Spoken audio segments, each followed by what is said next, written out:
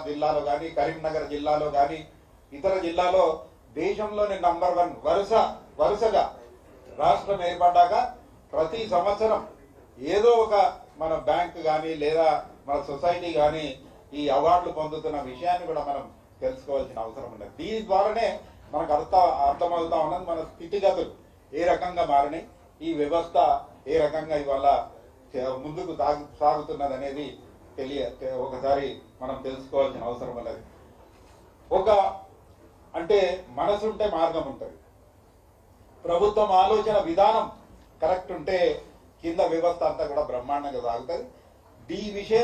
ఈ విషయంలో గత ప్రభుత్వం మాకు పూర్తి స్వేచ్ఛనిచ్చి మా పనితనాన్ని గుర్తించి ఇక్కడ ఈ పాలక వర్గాలు ఇక్కడ చేస్తున్న కార్యక్రమాలను గుర్తించి మాకు పూర్తి స్వేచ్ఛనిచ్చి మా మీద ఏదైతే నమ్మకం పెట్టినరో ఆ నమ్మకాన్ని వమ్ము చేయకుండా బ్రహ్మాండంగా ఈ వ్యవస్థను ముందుకు తీసుకుపోయిన ఒక సంతోషం ఇవాళ నాకుంది. నా సహచర పాలకవర్గ సభ్యులు ఇలా నాతో పాటు లేకుండొచ్చు.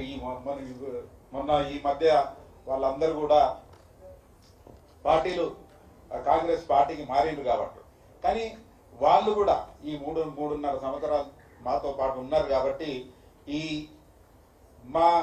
ఈ పురోగతిలో వారికి కూడా నేను ధన్యవాదాలు తెలియజేస్తా ఉన్నాను. అంతకుముందు పాలక వర్గాలు ఇవాళ నా కరీంనగర్ జిల్లా, ముఖ్యంగా కరీంనగర్ గురించి కూడా నేను చాలా మాట్లాడవలసిన అవసరం ఉన్నది.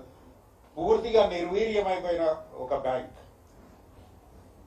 ఇవాళ ఇది సమయం కాకుండా మీరందరూ ఉన్నారు కాబట్టి గత 19 సంవత్సరాల నుంచి నా నేతృత్వంలో పూర్తిగా నిర్వీర్యమైపోయిన బ్యాంక్ ఇవాళ 57 కోట్ల నష్టంలో ఉన్న బ్యాంక్ ఈ సంవత్సరం 100 కోట్ల అంటే దాన్ని ఏమంటారు గ్రాస్ ప్రాఫిట్ 100 కోట్లు చేసింది. టెస్ట్ క్యాప్ కన్నా కూడా ఎక్కువ గ్రాస్ ప్రాఫిట్ చేసిన బ్యాంక్ గత 2012లో మలుపు తిరిగిందంటే వెనుకకు తిరిగి చూడకుండా ఇలా బ్రహ్మాండమైన సేవలు అందిస్తా ఉన్నది. 7.5 లక్షల క్లయింటేల్ ఇవాళ కరీంనగర్ లో 7.5 లక్షల క్లయింటేల్ ఉన్నది. వ్యవసాయానికి ఎక్కడ కూడా చిన్నగా కూడా విఘాతం కలగకుండా ఇవాళ స్టేట్ బ్యాంక్ లాంటి బ్యాంకు, యూనియన్ బ్యాంక్ లాంటి బ్యాంకు, అతిపెద్ద బ్యాంకులు భారతదేశంలో, వాటికన్నా కూడా ఎక్కువ వ్యవసాయ రుణాలు ఇచ్చిన ఘనత కరీంనగర్ బ్యాంకుది. కరీంనగర్ జిల్లాలో 28% పంట రుణాలు కేంద్ర సహకార బ్యాంక్ కరీంనగర్ ద్వారా అందుతా ఉన్నది. మా రికవరీ రేటు కూడా టెస్ట్ క్యాప్ 100% ఉన్నది. కరీంనగర్ జిల్లా బ్యాంక్ 98.5%. అంటే మా పనితీరు ఈ ఒక్క పారామీటర్ మీదనే అర్థమవుతుంది. మేము లోనింగ్ చేసిన విధానం, మా క్లయింట్స్, మా ఖాతాదారులు వాడుకున్న విధానం దీని ద్వారా స్పష్టంగా అర్థమవుతున్నది. మేము ఇచ్చిన ఏదైతే ప్రతి ఒక్క పైసా ద్వారా మా ప్రాంత ప్రజలు బాగుపడి తిరిగి మాకు ఈ చెల్లింపులు చేస్తూ ఉన్నారు.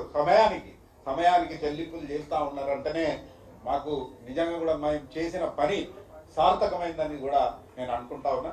కానీ ఇది అంతా కూడా బాగా అయిపోయింది, అన్ని చేశామని నేను అనను. ఇది మేము చేసింది మా కృషి ఒక చిన్న అంశం మాత్రం, ఇంకా చాలా చేయవలసిన అవసరం ఉంది. సహకారం అనేది ఒక ఉద్యమం, ఒక ఆందోళన, ఇందులో రాజకీయం లేదు.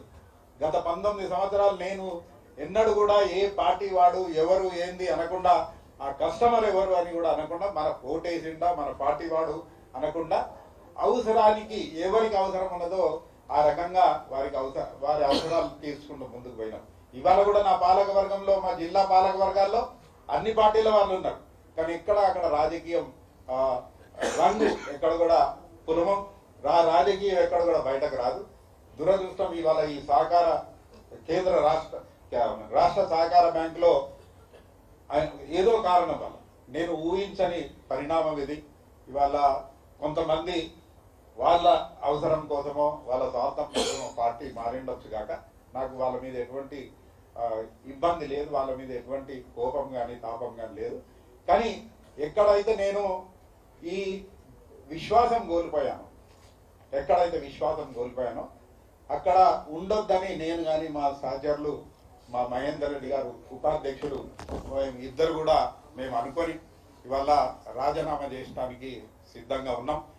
మా సహకార స్ఫూర్తి, కరీంనగర్ సహకార స్ఫూర్తి ఏదైతే ఉన్నదో, పెద్దలు గౌరవనీయులు ముల్కనూర్ మొదటి అధ్యక్షుడు పెద్దలు విశ్వనాథ రెడ్డి గారి స్ఫూర్తితోని, అదేవిధంగా అమూల్ డైరీని నడిపిన కురియన్ గారి స్ఫూర్తితోని ఈ వ్యవస్థను మేము దీంట్లో ఒక ఆలోచనతోని నడపడం జరిగింది.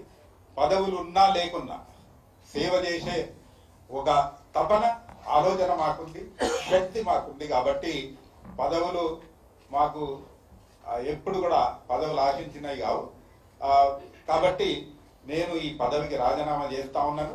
కానీ తప్పకుండా నా జీవిత కాలం, బ్రతికున్నంత కాలం సహకార వ్యవస్థతో ముడిపడి సహకార రంగాన్ని ఇంకా ముందుకు తీసుకుపోయడానికి నా ప్రతి నిమిషం ఆ పనిలో నేను ఉంటా అనే మాట కూడా తెలియజేస్తూ, పెద్దలు ఇవాళ ప్రభుత్వం నడిపిస్తున్న పెద్దలందరికీ కూడా చెప్తా ఉన్నాను, ఈ రకంగా మారిన ఈ వ్యవస్థ పటిష్టంగా ఉండాలి.